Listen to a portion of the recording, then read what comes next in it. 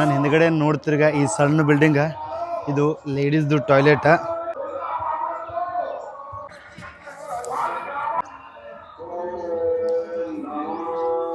ಇಡ್ತಕ್ಕ ನಾವು ಊರೊಳಗೆ ನಿಂತು ನೀರನ್ನು ನೋಡಕತ್ತೀವಿ. ಇವಾಗ ನೀರೊಳಗೆ ಕುತ್ಕೇಸಿಂದ್ರೆ ಈ ಊರನ್ನು ನೋಡಂಬ್ರಿ.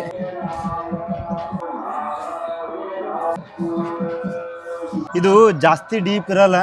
ಈ ದೊಡ್ಡ ಕಟ್ಟಿಗೆ ತೊಗೊಂಡ್ಕೇಸಿಂದ್ರೆ ನೆಲದಾಗ ಹಾಕಿ ಈ ಬೋಟನ್ನ ಮುಂದಕ್ಕೆ ತಳ್ಬೋದು. ಈ ಊರ ದಂಡಿಗೆ ಪೂರ್ತಿ ನೀರದ. ಇಲ್ಲಿ ಜನಗಳದ್ದು ಟಾಯ್ಲೆಟ್ ಯಾವ ರೀತಿ ಅದಪ್ಪ ಅಂತಂದ್ರೆ ಇಲ್ಲಿ ನೀರಿನ ದಡಿಕೆ ಸಣ್ಣ ಸಣ್ಣ ಬಿಲ್ಡಿಂಗ್ಗಳು ಕಟ್ಟಾರ ನೋಡ್ರಿ. ಅಂದರೆ ಜೋಪಡಿ ಅದಾವ, ಬಿಲ್ಡಿಂಗ್ ಅನ್ನಲ್ಲ ಅದಕ್ಕೆ.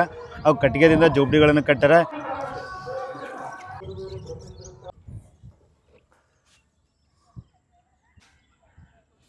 ಇದು ಆ್ಯಕ್ಚುಲಿ ಐಲ್ಯಾಂಡ, ಬಟ್ ಇದಕ್ಕೆ ಐಲ್ಯಾಂಡ್ ಅನ್ನೋಕ್ಕಿಂತ ಸ್ಲಮ್ ಅಂದರೂ ಏನು ತಪ್ಪಾಗಲ್ಲ. ಅಷ್ಟು ಗಲೀಜದ, ಅಷ್ಟು ಹೊಲಸದ. ಈ ಕಡೆ ಜನಗಳು ಉಂಡಾರಣ ಎಲ್ಲ ಫಿಶಿಂಗ. ಹಾಂ, సాయంత్రం 6 గంటల నుంచి మళ్ళీ ఉదయం 6 గంటల నైట్ ఫిషింగ్. ಓ ಇದೇನಣ್ಣ ಬೋಟ್ ಸ್ಟಾಪ್ ಇದು? ఏంటి ಬೋಟ್ స్టాప్ ಇದು? బోట్ రౌండ్ గ్రామం రౌండ్ ఎవరి బోట్ వాళ్ళ ఇంటి దగ్గర కట్టుకుంటాం. ಪ್ರತಿ ಇಂಟಲ್ಲೂ ಒಕ್ಕ ಬೋಟು ఉంటుంది, 1 2. ಇಲ್ಲಿರುವ ಪ್ರತಿ ಮನೆಗೂ 1 2 ಬೋಟ್ಗಳು ಇದ್ದೇ ಇದ್ದಿರ್ತಾವ. ಆ ಬೋಟ್ಗಳು ಊರೊಳಗೆ ಒಯ್ಯಲ್ಲ. ಯಾರ್ಯಾರ್ದು ಮನೆ ಇದ್ದಿರ್ತದೀಗ ಅವರಷ್ಟು ಈ ನೀರಿನ ದಂಡಿಗೆ ಬೋಟ್ ಪಾರ್ಕ್ ಮಾಡಿ ಮನೆಗೆ ಹೋಗ್ತಿರ್ತಾರೆ.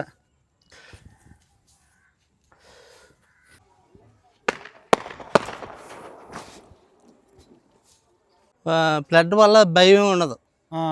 ఈ గ్రామాల్లో రౌండ్ వాటర్ ఉన్న చెప్పడినా ఫ్లడ్ వల్ల బయట ఉండదు, భయం ఉండదు. ఏకంటే మ్యాంగ్రోవ్ ఫారెస్ట్ ఉంది. వన్ సైడ్లో అన్ని గ్రామాల్లో ఫారెస్ట్ ఉంటుంది. వన్ టైం వస్తుందಣ್ಣ ఎక్కువ? వస్తుంది వస్తుంది వస్తుంది ప్రతి సంవత్సరం 2 సార్లు కానీ సార్ కానీ రావాల్సి. ಇಷ್ಟು ನೀರದ ಒಂದೊಂದ್ಸಲ ಫ್ಲಡ್ ಕೂಡ ಆಗ್ತಿರ್ತದ. ಈ ಊರು ಕೂಡ ಮುಣಿಗ್ಯದ ಒಂದೊಂದ್ಸಲ.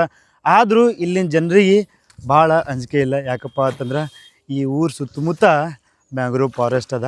ಆ ಮ್ಯಾಂಗ್ರೋವ್ ಟ್ರೀಗಳು ಆ ಫ್ಲಡ್ಡನ್ನು ಸ್ಟಾಪ್ ಮಾಡ್ಕೇಸಿಂದ್ರೆ ಇವರಿಗೆ ಒಂದು ಸಹಾಯ ಮಾಡ್ತದ. ಇದೇ ನೇಚರ ಇವ್ರಿಗೆ ಡೇಂಜರ್ ಆದರೂ ಇದೇ ನೇಚರ ಇವರಿಗೆ ಕಾಪಾಡುವ ವ್ಯಕ್ತಿ ಇದ್ದಂಗೆ.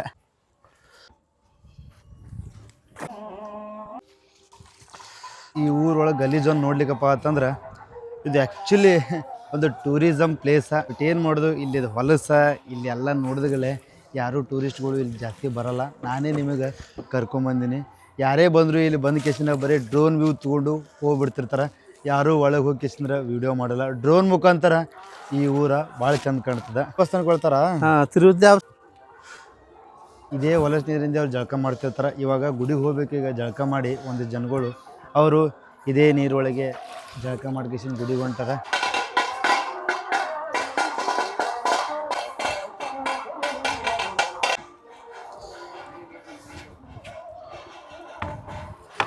ನಮಗೆ ಬರೀ ಒಂದೇ ದಿನಸಕ್ಕೆ ಈಗ ಆಗ್ಲಕತ್ತದ. ಇನ್ನು ಅವ್ರ ಜೀವನ ಪೂರ್ತಿ ಇಲ್ಲೇ ವಾಸಿಸ್ಬೇಕೀಗ. ಇದನ್ನು ಡೆವಲಪ್ಮೆಂಟ್ ಮಾಡ್ಬೇಕ್ರಿ.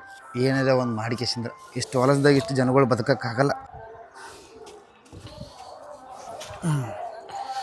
పొద్దున పదా అಣ್ಣ పొద్దున పదా నేను ఇక్కడ వర్క్ వస్తున్నాం. వాటర్ అండి, వాటర్ ప్రాబ్లం చాలా ఇబ్బంది అండి. ಊರು ಸುತ್ತಮುತ್ತ ನೀರಿರ್ದು ಈ ನೀರು ಕುಡಿಲಕ್ಕೆ ಬರಲ್ಲ. ಸಾಲ್ಟ್ ಇದ್ದಿರ್ತಾವ, ಹೊಲಸಿದ್ದಿರ್ತಾವ. ಇನ್ನು ಕುಡಿಯೋ ನೀರು ಇವ್ರು ಕುಡಿಬೇಕಪ್ಪ ಅಂತಂದ್ರೆ ಹೊರಗಿಂದ ಊರಾಗ ಹೋಗ್ಕೇಸಿಂದ್ರೆ ಅಲ್ಲಿ ಕುಡಿಯೋ ನೀರನ್ನ ಟ್ಯಾಂಕರ್ ಮುಖಾಂತರ ಇಲ್ಲಿ ತರಬೇಕು. ಇದೇ ಊರು ದಾಟಿ 1-2 ಕಿಲೋಮೀಟ್ರ್ ಅಂದ್ರೆ ಸಿಟಿ ಸಮೀಪ ಒಂದು ಊರದ. ಆ ಊರೊಳಗೆ ದೊಡ್ಡ ವಾಟರ್ ಟ್ಯಾಂಕ್ ನಿರ್ಮಾಣ ಮಾಡ್ಯಾರ. ಆ ಟ್ಯಾಂಕ್ದಿಂದ ಕೂಡ ಸಪ್ಲೈ ಮಾಡ್ತಿರ್ತಾರೆ. ಇಲ್ಲಿ ಕುಡಿಯೋ ನೀರು ಕೂಡ ಒಟ್ಟು ವೇಸ್ಟ್ ಮಾಡಬಾರ್ದು. ಇಷ್ಟು ಕಷ್ಟಪಟ್ಟು ಪಾಪ ನೀರು ತರ್ತಿರ್ತಾರೆ ಕುಡಿಯೋ ನೀರನ್ನು. ಯಾವ್ದಾರು ನಳದಾಗ ಹೋಗಿ ನೀರು ಕುಡಿದ್ನಪ್ಪ ಅಂತಂದ್ರೆ ನಡೆಯಲ್ಲ. ಎಂಥ ವಾಟರ್ ಪ್ಯಾಕೆಟ್ ಇದ್ದಿರ್ತಾವ, ಇದೇ ಪ್ಯಾಕೆಟ್ ಮುಖಾಂತರ ನೀರು ಕುಡಿಬೇಕು. ನೀ ಯಾಕೆ ಹೇಳ್ತಾನದು? ಈ ಊರ ಇನ್ನೊಂದು ಎಂಡಿಗೆ ಬಂದೀವಿ. ಈ ಬ್ರಿಡ್ಜ್ ಮುಖಾಂತರ ಸ್ವಲ್ಪ ಮುಂದೆ ಹೋದ್ರಪ್ಪ ಅಂತಂದ್ರೆ ನಮಗೆ ಇನ್ನೂ ಒಂದು ಸಣ್ಣ ಊರು ಸಿಗ್ತದೆ.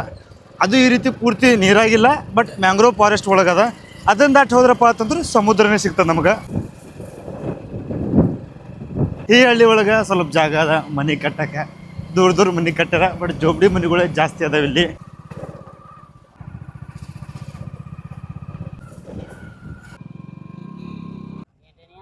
ಈ ಬ್ರಿಡ್ಜಿಗೆ ಬಂದ್ಗಳೇ ಈ ಊರ ಮುಕ್ತಾಯವಾಯಿತು.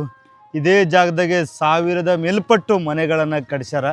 ಬಟ್ ಏನು ಇನ್ನು ಮುಂದೆ ಮನೆ ಕಟ್ಟಕ್ಕೆ ಅಸಾಧ್ಯ, ಜಾಗನೇ ಉಳಿದಿಲ್ಲ.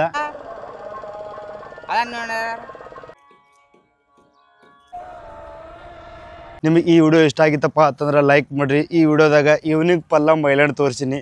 ಯಾರಿಗೆ ಜಾಸ್ತಿ ಜನಕ್ಕೆ ಗೊತ್ತೇ ಇಲ್ಲದು. ಬಟ್ ಟೂರಿಸಮ್ ಡೆವಲಪ್ಮೆಂಟ್ ಆದ್ರೆ ಅಲ್ಲಿ ಸ್ವಚ್ಛ ಆಗ್ತದ. ಇವಾಗಂತೂ ಸಿಕ್ಕಾಪಟ್ಟಿ ಚರಂಡಿ ನೀರದ ಸುತ್ತಮುತ್ತ. ಅದು ನದಿ ನೀರತ್ತು ಹೇಳಕ್ಕೆ ಬರಲ್ಲ, ಅಟ್ಟು ಹೊಲಸಾಗ್ಯದ. ಈ ವಿಡಿಯೋ ನಿಮ್ಗೆ ಇಷ್ಟ ಆಗಿತ್ತಪ್ಪ ಅಂತ ಲೈಕ್ ಮಾಡಿ, ಶೇರ್ ಮಾಡಿರಿ, ಸಬ್ಸ್ಕ್ರೈಬ್ ಮಾಡಿರಿ. ಮತ್ತು ಸಿಗ ಮುಂದಿನ ವಿಡಿಯೋದಾಗ